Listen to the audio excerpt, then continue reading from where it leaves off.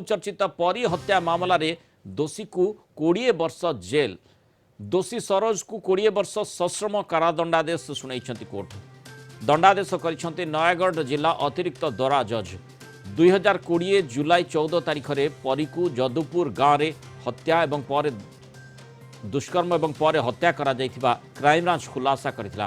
परीर पड़ोसी सरोज को क्राइमब्रांच एवं एसआईटी गिरफ करथिला एवं विभिन्न दिगरु तनाघना करा जिबा परे ता विरोध में चार्ज फ्रेम होइथिला एवं मामला चलीथिला। आज दंडादेश होइछ। अधिक सूचना देबा पई नयागढ़ रिपोर्टर राकेश पाढ़ी आम सहित जोड़ी होइछंती।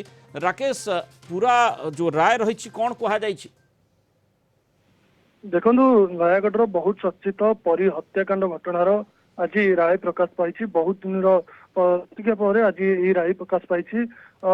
राय दोषी को 6,000 टंका जोरिमाना सहित 20 वर्ष दंडादेश शुणाई जिला दौरा जज। तेरे ये घटना दोषी को शुणाइबा सहित कार्यानुष्ठान दाबी कर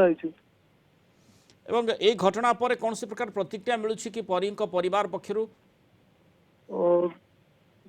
घटनार कौन से प्रतिक्रिया मिल पारना जेहेतु से पहुंची पार ना तबे कोर्ट रे चली से पिला को दोषी साब्यस्त पर चली कोर्ट राय प्रकाश कर गणमाध्यम पक्षर वकिल आसिकी सूचना देइछन्ती जे 6 वर्ष 6,000 टंका जोरिमाना सहित 20 वर्ष जेल दंड शुणाई।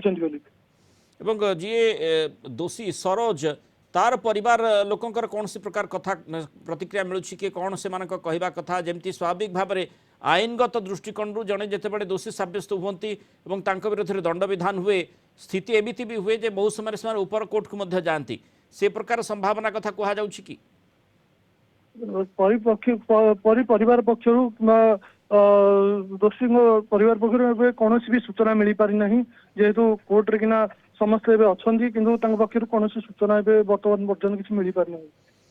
धन्यवाद राकेश आलोचना राम स्तर सूचना दी।